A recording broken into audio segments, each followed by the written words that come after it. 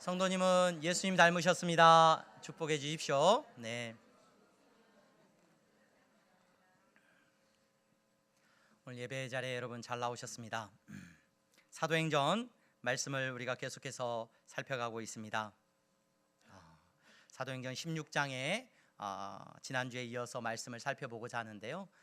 바울의 일행이 지금 빌립보에서 교회를 세워가고 있는 모습을 우리가 보게 됩니다. 빌립보에서 복음을 전하고 있는 바울의 일행은 루디아라고 하는 여인을 만났죠. 그래서 그 루디아에게 성령님께서 예수님을 믿게 하시는 역사를 일으키셨습니다. 하나님께서 마게도냐로 가라고 하셨고 하나님께서 그 빌립보에서 복음을 전하게 하셨는데 여러분 엄청난 일들이 막 일어나고 놀라운 일들이 일어나고 많은 사람들이 회심하고 예수를 믿는 그와 같은 일들이 일어나기를 꿈꾸고 기다리고 있는데 아무런 일이 일어나지 않습니다. 별다른 일이 일어나지 않습니다. 루디아라고 하는 한 여인, 그 여인이 예수님을 믿게 되었을 뿐입니다. 그들의 상황은 여러분 여전히 막혀 있습니다. 회당이 없기 때문에 그들은 틈나는 대로 기도하는 곳을 찾아 기도의 자리로 나아가고 있습니다. 여러분 그 기도의 자리로 얼마나 그들이 열심히 나아갔는가, 어느 정도 나아갔는가 18절 말씀 한번 보시기를 바랍니다. 18절 말씀 미리 띄워주셨는데 18절 말씀 앞부분에 보면 이같이 여러 날을 하는지라, 이 말은 지금 귀신 들린 자가 그들을 방해했던 날이 여러 날이라는 거예요. 그 말은 그들이 지금 기도하러 다니는 그와 같은 상황, 그들이 어떤 상황도 그들 앞에 열려지지 않아서 열심히 기도의 자리로 나아가서 기도하고 있었던 상황이 여러 날이 지나가고 있었음을 우리로 하여금 알게 합니다. 여러분 이 상황을 우리가 어떻게 말할 수 있을까요? 기도만 할 수 있는 상황입니다. 기도밖에 할 것이 없습니다. 기도라도 해야 될 것 같습니다. 이 상황을 그렇게 우리가 말하는 분이 계실지 모르겠습니다. 제가 향동교회 담임 목사로 섬기면서 가장 슬펐던 일이 있습니다. 다른 어떤 어려움이나 막 그런 것들은 다 잊어먹어지는데 지금 우리 교회에 출석하지 않으시는 한 집사님이 저에게 하셨던 말은 생각할 때마다 제 마음에 큰 슬픔이 되고 있습니다. 그 집사님이 그런 말씀을 하셨어요. 목사님, 기도만 하면 됩니까?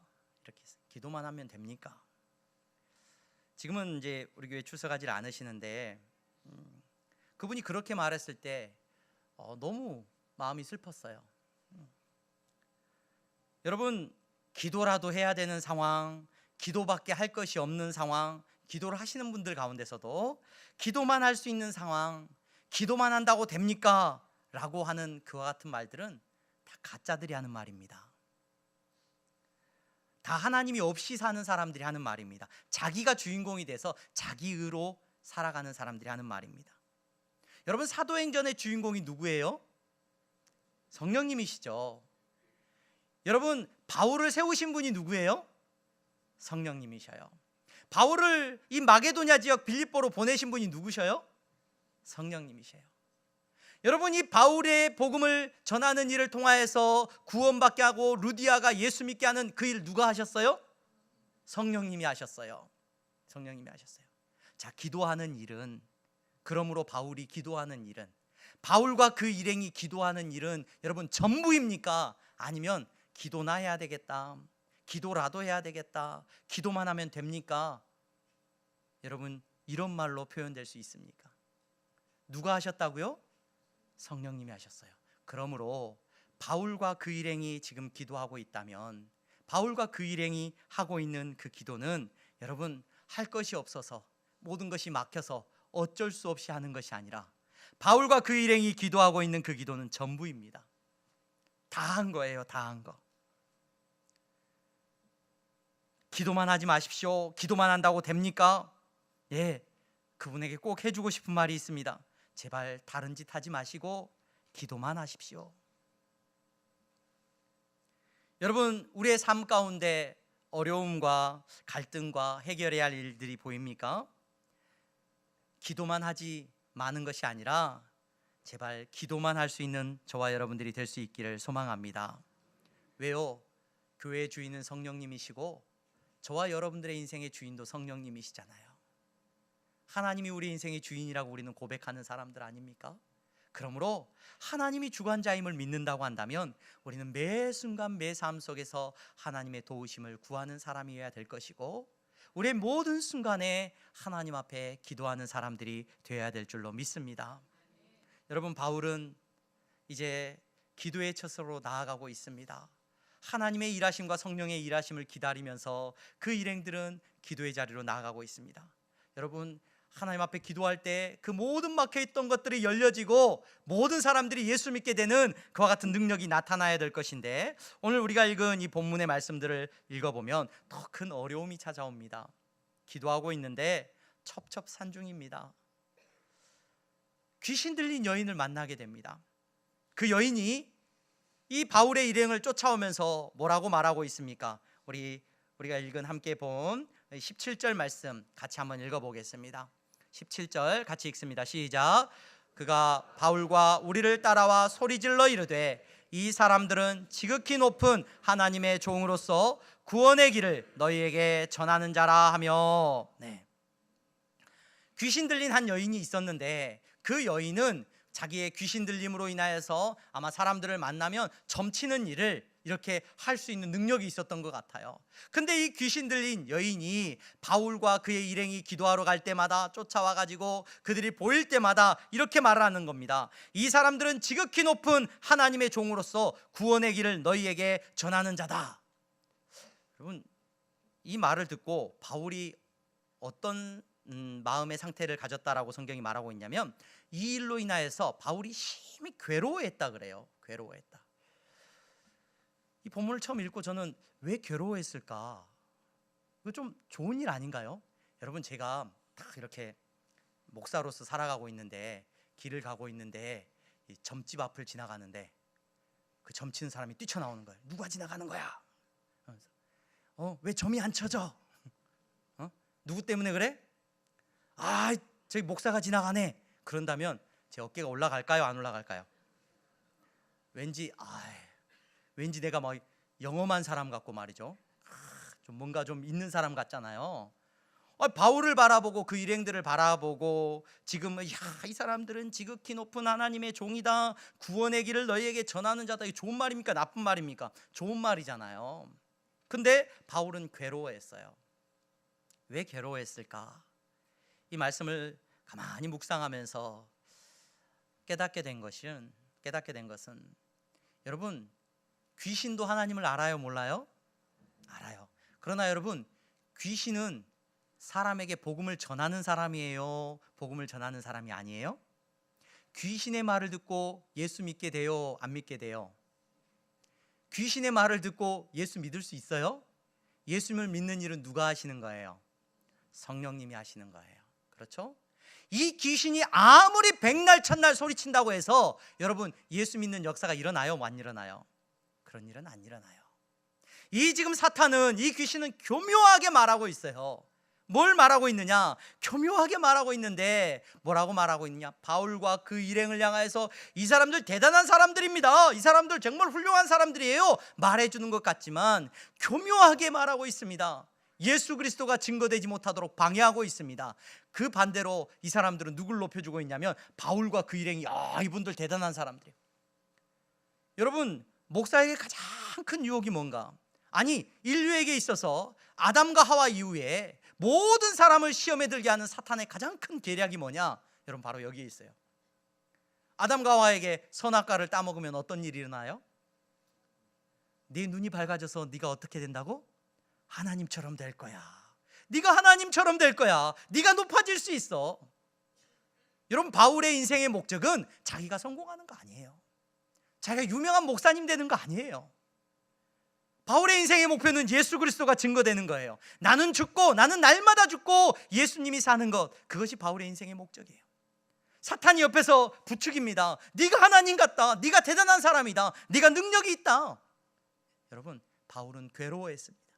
심히 괴로워했습니다. 사탄이 아무리 그렇게 말한다고 해서 여러분, 그 말을 듣고 예수 믿는 사람 안 일어나요. 예수 믿는 사람 안 생긴다고요. 목사가 아무리 훌륭하다고 해서 여러분 세상 사람들이 그 목사 보고 예수 믿게 되고 그 목사 때문에 구원을 얻어요? 여러분들이 막 교회를 열심히 다니고 대단한 능력의 사람이 돼가지고 여러분 TV에 나와서 간증도 하고 막 연설도 하고 사람들을 만나서 막 영향력을 끼친다고 여러분 구원의 역사가 일어나요? 그런 일 없어요. 여러분, 성령님이 하셔야 돼요. 예수 그리스도가 높아질 때 여러분 구원의 역사가 일어나는 줄로 믿으시기를 바랍니다. 예수님만이 사람을 살립니다. 바울은 그 사실을 알았습니다. 여러분, 야고보서에 보면은 귀신들도 믿고 떨어요. 하나님의 이름 예수님은요. 그런데 여러분, 귀신에게 능력이 없습니다. 오늘 이 자리에 앉으신 여러분, 저와 여러분들은 예수의 이름으로 사는 사람들입니다. 사탄이 여러분들에게 속삭이는 말에 속지 마세요.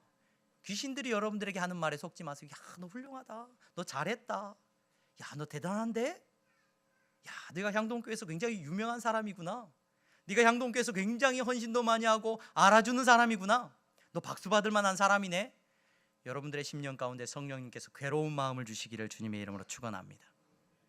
예수 그리스도 그분만 영광 받으시는 역사가 일어나야 됩니다. 바울은 그 말을 듣고 18절입니다. 우리 18절 말씀 다 같이 읽겠습니다.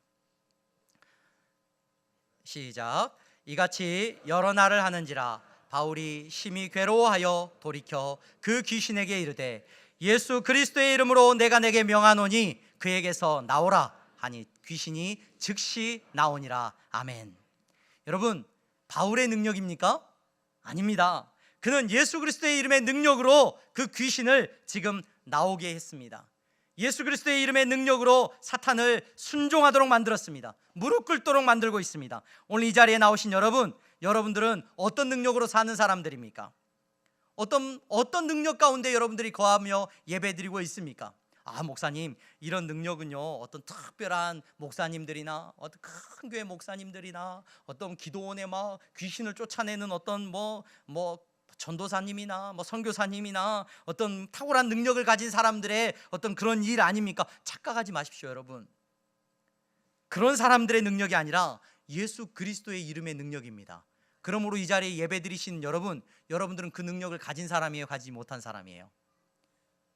나는 그 능력을 가졌어요, 못 가졌어요? 여러분, 그럼 기도는 왜 해요? 여러분, 기도 맨 마지막에 뭐라고 기도해요? 예수님의 이름으로 기도하잖아요.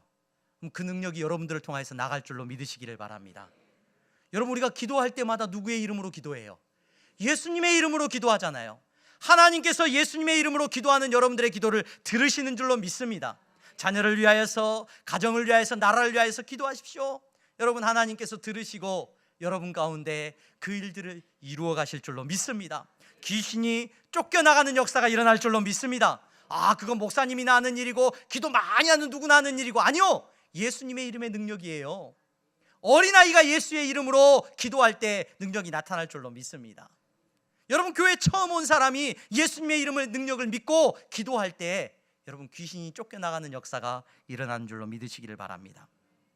이제 그 여인을 사로잡고 있던 악한 영이 떠나갑니다. 그 여인은 자유함을 얻었습니다.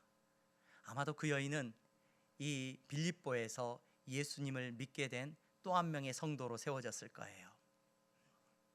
빌립보 교회의 성도가 또 세워진 겁니다. 그런데 이 여인은 어떤 신분을 갖고 있는 사람이었냐면, 우리가 본문을 살펴보았듯이 그 여인은 종이었대요. 자기의 육체나 자기의 모든 재산에 대한 소유권이 자기에게 있지 않아요. 종은 주인에게 있어요. 근데 그 주인이 한 명이 아니었어요. 오늘 본문에 보니까 그 주인이 여러 명이었대요. 왜 그랬느냐? 이 여인이 귀신 들려서 점치는 일로 돈을 많이 벌었는데 아마도 그 수익을 나눠 갖는 주인들이 있었던 것 같아요. 그 주인들이 오늘 이 여인이 더 이상 귀신 들린 상태가 아니고 자유함을 얻게 되었다는 것을 이제 알게 된 거죠. 그가 예수님 믿게 되고 나음을 입은 거예요. 그것을 보고 오늘 바울과 실라를 잡았습니다. 그 일행을 붙잡아 가지고 그 빌립보의 관원들에게 끌고 갑니다. 그러면서 고발합니다. 이 사람들을 좀 처벌해 주십시오. 고발합니다. 왜 고발하고 있냐? 고발의 이유가 20절과 21절에 기록되어 있습니다. 20절과 21절 우리 다 같이 읽어볼까요? 시작. 상관들 앞에 유대인인데 우리 성을 심히 요란하게 하여 로마 사람인 우리가 받지도 못하고 행하지도 못할 풍속을 전한다 하거늘. 지금 이 일행을 로마의 관원들한테 고발하고 있는데 심각한 죄목입니다. 심각한 제목이요. 첫 번째 제목이 뭐냐면 이 사람들은 로마인도 아닌데 유대인들인데 우리의 성을 심히 요란하게 한다. 로마의 관원들이 가장 민감한 게 뭐냐면 소란스러운 거예요. 소란스러운 거. 이 로마의 식민지 여러 로마의 도시들을 잘 다스리고 세금을 잘 걷고 황제에게 인정받고 로마의 어떤 이렇게 정부로부터서 인정받기 위해서는 그 점령하고 있는 다스리고 있는 도시가 반란이 일어나지 않고 조용해야 돼요. 소동이 없어야 돼요. 그래서 소동이 일어나는 것에 대해서 굉장히 민감했어요. 로마 시대의 이 관리들은. 또 두 번째, 로마 사람인 우리가 용납할 수 없는 풍속을 전한다. 아마도 불경죄를 이야기하는 것 같아요. 그 시대에 가장 큰 죄목 가운데 하나가 뭐였냐면 불경죄. 그리스 로마의 문화권 안에서나 이 로마의 문화권 안에서 사람들을 심각한 범죄자로 취급할 때 그 사람들의 범죄 중에 하나, 가장 중요한 범죄 중에 하나가 뭐냐면 불경죄. 소크라테스도 불경죄로 죽어요. 그렇죠? 그리고 나중에 보면은 예수님도 불경죄예요. 불경죄. 그들이 믿고 있는 신앙과 그들이 가지고 있는 문화적인 풍습이 있어요. 그들이 가지고 있는 전통이 있는데 그것들에 대해서 반대하거나 그것들에 대해서 뭐 어떤 잘못된 이야기를 하는 것에 대해서 그들은 용납하지를 않았었습니다. 이 두 가지 죄목을 건 거예요. 이 두 가지의 심각한 죄목을 걸어가지고 그들을 끌고 와서 처벌해달라고 합니다. 그래서 그 이야기를 듣자마자 로마의 관원들이 어떻게 반응을 해요? 옷을 벗기고 채찍으로 때리고 감옥에 가두는 일이 이제 일어난 겁니다. 여러분, 그런데 오늘 누가 사도는 지금 그들이 고발당하고 감옥에 갇히게 되는, 이렇게 맞게 되는 이 상황에 대해서 이 그들이 말하고 있는 이 이유 말고 보다 더 중요한 이야기를 우리에게 하나 하고 있죠. 죄목을 말하고 있습니다. 우리 19절 말씀 한번 보겠습니다. 19절에 이렇게 누가 사도가 말을 합니다. 제가 말씀을 읽어드리겠습니다. 여종의 주인들은 자기 수익의 소망이 끊어진 것을 보고 바울과 실라를 붙잡아 장터로 관리들에게 끌어갔다가. 왜 고발한 거예요? 그러니까 뭐 풍기문란입니다. 우리 성을 요란하게 합니다. 요거 다 두 번째 이유고, 가장 중요한 이유가 뭐라고요? 수익이 끊어졌기 때문에, 돈이 안 벌리기 때문에, 이제 돈이 안 벌리기 때문에. 그래서 그들은 분노하고 있어요. 돈벌이가 사라졌어요. 그 여인이, 여종이 뭐 살게 되었고 건강해지고 이건 관심 없어요. 그 여종이 돈을 벌어다 줬는데 더 이상 돈을 벌어다 주지 못한다는 거예요. 그것 때문에 그들은 견딜 수가 없었어요. 여러분, 예수님을 유대인들이 죽이려고 했습니다. 바리새인들, 사두개인들이 예수님을 죽이려고 했죠. 그래서 예수님의 죄목이 뭐였습니까? 일종의 불경죄예요. 신성모독이에요. 신성모독. 예수님을 죽이려고 했던 이유가 신성모독이었고, 그들이 지키고 있는 율법을 예수님께서 의도적으로 폐했다는 것에 대한 여러 죄목이 붙어요. 근데 제가 말씀을 가만히 읽으면서 이 사람들을 움직이는 결정적인 이유가 뭔가 가만히 살펴보면, 마가복음 11장에 보면 본격적으로 예수님을 죽여야 되겠다라고 특히 사두개인들이 결정하고 움직이기 시작하는 시점이 있어요. 그 시점이 언제냐면 마가복음 11장 15절에서 18절에 보면 이런 사건이 등장을 합니다. 그들이 예루살렘에 들어가니라 예수께서 성전에 들어가사 성전 안에서 매매하는 자들을 내쫓으시며 돈 바꾸는 자들의 상과 비둘기 파는 자들의 의자를 둘러 엎으시며 아무나 물건을 가지고 성전 안으로 지나다님을 허락하지 아니하시고 이에 가르쳐 이르시되 기록된 바 내 집은 만민이 기도하는 집이라 칭함을 받으리라고 하지 아니하였느냐. 너희는 강도의 소굴을 만들었도다 하시매 대제사장들과 서기관들이 듣고 예수를 어떻게 죽일까 하고 꾀하니. 이게 무슨 사건이냐면, 여러분, 당시에 대제사장이 되는 방법은요, 돈을 많이 써야 됩니다.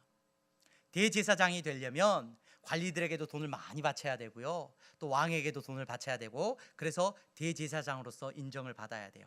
그렇게 해서 돈을 많이 써서 대제사장이 되면 이제 대제사장의 지위를 가지고 그는 대제사장으로 있는 동안에 돈을 많이 긁어 모아야 돼요. 그래야 손해보지 않는 장사를 해요.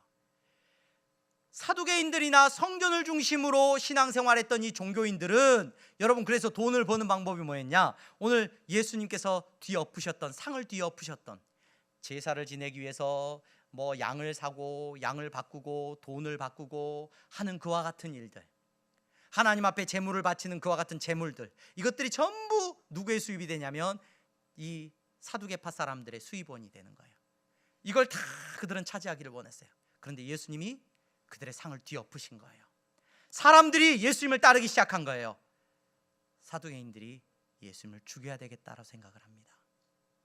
바리새인들은 어떠했습니까? 여러분 말씀드렸던 것처럼 바리새인들은 회당을 중심으로 신앙생활했던 사람이에요. 율법을 지켜야 됩니다라고 이스라엘 사람들에게 강조했던 사람들이에요. 그래서 여러분 회당 안에서는 제사를 드려야 안 드려요? 회당 안에서는 제사가 없어요. 율법을 듣고 율법을 공부하는 곳이에요. 그래서 제사를 더 이상 안 지내요. 뭐 성전이 무너진 이후에 2차 성전 시대 이후에 그들이 뭐 바벨론으로 끌려가고 이렇게 하면서 그들은 시나고그를 만들어서 그 회당에 모여서 하나님을 예배했단 말이에요. 근데 그 회당에 모여서 랍비라고 불리우는 사람들은 그곳에 모이는 사람들에게 아주 중요한 가르침을 전합니다. 무엇을 가르치냐면 여러분들이 헌금을 내십시오. 헌금을 내는 것으로 여러분들이 제사를 대신할 수 있습니다 라고 가르쳤어요. 그래서 회당에 모이면 그들은 제사 지낼 때 들어가는 돈을 다 헌금으로 바쳤어요. 바리새인들의 수입원이 뭐냐? 그들의 헌금이 되었어요. 예수님께서 바리새인들에 대해서 뭐라고 말씀하는 줄 아십니까?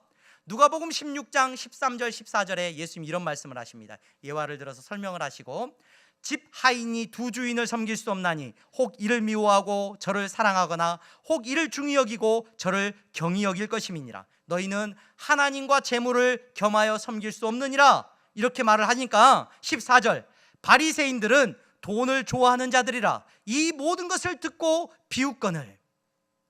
예수님이 이렇게 말씀하셨는데 바리새인들이 뭐라고요? 비웃었어요. 저거 그대로 두면 안 되겠다.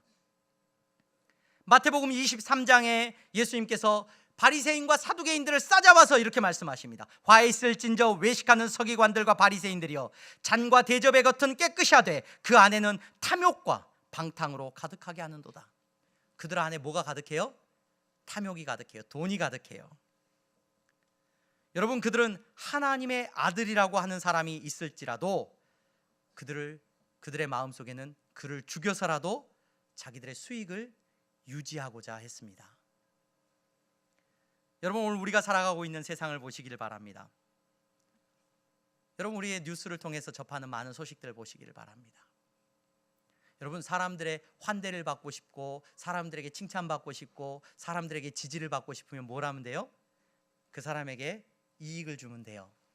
돈을 얻게 해주면 돼요.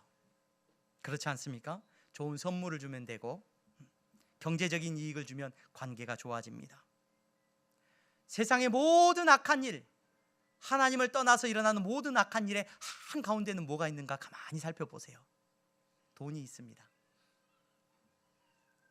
디모데후서 3장 1절에서 2절에 바울 사도는 이렇게 말합니다. 너는 이것을 알라. 말세에 고통하는 때가 이르러 사람들이 자기를 사랑하며, 그 다음 두 번째로 사랑하는 게 뭐예요? 돈을 사랑하며. 자기만큼 사랑하는 게 돈이에요. 로마서를 기록하고 있는 바울이 16장 17절 18절에서 이렇게 말을 합니다. 교회 안에서 다툼이 일어나거든요. 분란이 일어나요. 근데 가만히 보니까 그 다툼과 분쟁을 일으키는 그들을 떠나라 라고 말하면서 그 사람들은 그리스도를 섬기지 않고 다만 자기들의 배만 섬기나니, 이건 무슨 말이에요? 자기들의 배만 섬긴다는 거, 돈을 섬긴다는 거예요. 여러분 이 지금 빌립보에서 바울이 복음을 전하고 있잖아요. 그 빌립보 교회 성도들에게 나중에 편지를 써요. 빌립보 3장 말씀해 보면은 3장 18절에서 19절에서 바울이 이렇게 말을 합니다. 내가 여러 번 너희에게 말하였거니와 이제도 눈물을 흘리며 말하니, 내가 울면서 여러분들에게 말하는데 여러 사람들이 그리스도의 십자가의 원수로 행합니다. 그리스도의 십자가의 원수로 행하는 사람들의 특징이 뭐냐? 그들의 마침은 멸망이요 그들의 신은 뭐예요? 배요. 배라는 말이 뭔 말이라고요? 그들의 신은 돈이라는 말이에요. 그들의 섬기는 신은, 여호와의 십자가에 원수된 자로 생하는 그들의 신은 돈이라는 말입니다. 제가 우리 향동교회 성도님들에게 요한계시록 13장에 계시록에 나타난 666에 대한 설교를 여러 번 했을 거예요. 막 666이 뭐 베리칩이다 뭐다 뭐 바코드다 뭐 여러 말들이 있어요. 그걸 그래서 막 이마에 손에 뭐 표를 받으면 지옥을 가고 그거 안 받으면 천국 가고 뭐 이런 이야기 여러분 많이 들어보셨을 거예요. 그런 이야기들 많이 여러분 하는 것들을 우리가 듣습니다. 제가 우리 성도님들한테 늘 말씀드렸죠. 666이 뭐라고요? 돈이라고 말씀을 드렸어요. 그게 머리에 표에 이게 표가 된다는 것은 여러분 뭐 유대인들이 지금도 기도하면서 막 이렇게 트필린을 감고 이마에다가 성경 구절을 씌우고 그 신명기의 말씀을 쫓아서 그들이 막 이마에다가 새기고 막 손목에다 새기고 그 말은 하나님께서 그렇게 하라는 말이 아니라 어디다 새기라는 말이에요. 네 마음에 새기라는 말이었잖아요. 요한계시록에 666이 새겨지는 곳은 어디냐면은 마음이에요. 마음. 하나님을 대적하는 자들, 구원받지 못하는 자들의 마음속에는 곧 뭐가 새겨져 있다는 거예요? 돈이 새겨져 있다는 거예요. 제가 말씀을 여러분들에게 묵상을 하면서 일주일 동안 제가 설교를 여러분들에게 자주 합니다. 주일날 한 번만 나오신 분들은 한 번만 들으시지만 수요일 날도 하고 금요일 날도 하고 주일 날도 하는데 수요일 저녁에는 이제 시편 말씀을 우리가 함께 묵상하고 읽고 있어요. 지금 시편 85편 이제 한 2주 동안 우리 부목사님들이 하셨고 이제 시편 85편에 들어갈 차례인데 제가 시편을 읽으면서 참 은혜를 많이 누립니다. 시편에 보면 여러분 얼마나 아름다운 말씀들이 많고 하나님을 찬양하는 아름다운 찬양들이 얼마나 많은지 몰라요. 여러분 시편 23편 다 아시죠? 여호와는 나의 목자시니 내게 부족함이 없으리로다. 시편 62편 나의 영혼이 잠잠히 누구만 바라며 하나님만 바라며 나의 구원이 그에게서 나오는도다. 내가 산을 향하여 눈을 들리라. 시편 121편 나의 도움이 어디서 올까? 나의 도움은 천지를 지으신 여호와에게 있습니다. 아름다운 시편들을 읽고 은혜를 나누는데 여러분 세상도 노래하고 있는 거 아십니까? 세상도 노래를 해요. 시편을 읊조립니다. 시편 23편을 이렇게 노래합니다. 돈은 나의 목자시니 내게 부족함이 없으리로다. 돈이 나를 푸른 풀밭에 누이시며 쉴만한 물가로 인도하시는도다. 나의 영혼이 잠잠히 돈만 바라며 나의 구원이 그에게서 나오는도다. 오직 돈만이 나의 반석이요 나의 구원이시요 나의 요새시니 내가 흔들리지 내 통장이 있는데 내가 흔들릴 일이 없습니다. 내가 산을 향하여 눈을 들리라. 나의 도움이 어디서 올까? 나의 도움은 돈에게서로다. 하나님께 가까이 함이 내게 복이라. 돈을 가까이 함이 내게 복이라. 내가 돈을 나의 피난처로 삼아 돈의 모든 행적을 전파하리라. 여러분 사도행전에 성령이 임하셨을 때 가장 먼저 무너지는 권세가 돈의 권세예요. 사도행전 2장 44절 47절에 보면은 여러분 성령님께서 여러분 어떤 일을 이루시냐? 믿는 사람들이 다 함께 있어 모든 물건을 서로 통용하고 또 재산과 소유를 팔아 각 사람의 필요를 따라 나눠주며 뭐 오늘날 이래야 된다 이게 아니라요. 여러분 돈의 권세가 무너집니다. 절대 내 것을 양보할 수 없었던 그들이 여러분 돈이 내 인생의 주인이 아닙니다라고 고백하기 시작합니다. 사도행전 4장 32절 믿는 무리가 한마음과 한 뜻이 되어 모든 물건을 서로 통용하고 자기 재물을 조금이라도 자기 것이라는 이가 하나도 없었더라. 이 말씀이 뭘 말하느냐? 여러분 돈의 권세가 예수 그리스도의 이름 안에서 무너지는 것을 말합니다. 아나니아 삽비라 사건은 하나님 너무하시네. 아나니아 삽비라가 헌금도 했는데 왜 아나니아 삽비라가 죽었을까? 하나님 너무 잔인하시네. 여러분 그건 무엇에 대한 싸움이냐면요 돈의 권세 아래 살고 있는 사람이냐 하나님의 자녀이냐라는 문제의 답이에요. 오늘 세상은 여러분들의 영혼이 구원을 얻는 것에 관심이 없습니다. 그저 자신들의 소득이 소망이 없어지는 것에 분노하고 있을 뿐입니다. 우리는 기억하셔야 합니다. 우리의 소망은 돈에 있지 않습니다. 오늘 이 자리에 나오신 여러분 속지 마십시오. 온갖 좋은 말로 여러분들에게 말하고 있는 사람들에게 속지 마십시오. 그분들은 여러분들의 영혼에 1도 관심 없어요. 세상에 많은 사람들의 소리는 여러분 전부 돈에 관심이 있을 뿐입니다. 오늘 이 자리에 우리는 예수 그리스도의 이름으로 함께 모였습니다. 예수님은 여러분들의 돈에 관심이 없어요. 예수님은 여러분들의 영혼에 관심이 있으십니다. 오늘 이 자리에 나오신 여러분 저와 여러분들은 예수 그리스도로 말미암아 구원함을 얻었습니다. 생명을 누리게 되었습니다. 여러분들의 인생의 주인이 돈이 아니고 살아계신 하나님 예수 그리스도이기를 주님의 이름으로 축원합니다. 돈이 주인인 사람은 여러분 생명이 없어요. 사람이 죽든 말든 관심 없다니까요. 뭐에 관심이 있어요? 돈에 관심이 있어요. 그러나 예수 그리스도가 주인된 성도된 여러분, 여러분들이 가는 곳마다 예수의 이름으로 능력이 나타날 줄로 믿습니다. 귀신이 쫓겨날 줄로 믿으시기를 바랍니다. 우리는 두 주인을 섬기는 사람들이 아닙니다. 여러분, 하나님과 재물을 겸하여 섬길 수 없습니다. 하나님을 섬기는 사람들입니다. 오늘 예배드리시는 저와 여러분들에게 하나님의 이와 같은 능력이 생명이 나타나기를 소망합니다. 내가 가는 곳마다 영혼이 살아난다, 생명의 역사가 일어난다. 여러분, 하나님이 내 삶의 주인이실 때 나타나는 능력이에요. 돈이 내 인생의 주인이면 우리는 밝아요. 돈이 어떻게 해야 들어오고 어떻게 해야 나가는지, 돈이 없어지는 것에 속상하고요, 돈이 많아지는 것에 기분이 좋아져요. 오늘 우리는 자본주의 시대를 살아가고 있습니다. 다시 오실 예수 그리스도를 기다리면서 하나님께서 우리에게 필요한 일용할 양식을 주실 줄로 믿습니다. 그러나 기억하십시오. 돈을 사랑하는 자들 되지 마시고, 여러분, 돈이 여러분들의 인생의 주인이 되어서는 안 됩니다. 여러분, 가정 가운데서도 마찬가지고 어디에서나 여러분, 우리의 인생의 주인은 하나님이심을 기억하고 그 하나님의 왕 되심을 선포할 때 여러분들이 가는 곳마다 생명의 역사가, 죽음의 냄새가 아니라 생명의 역사가 일어나게 될 줄로 믿습니다. 기도하겠습니다. 거룩하신 하나님, 감사합니다. 오늘 바울은 예수 그리스도의 이름으로 선포했습니다.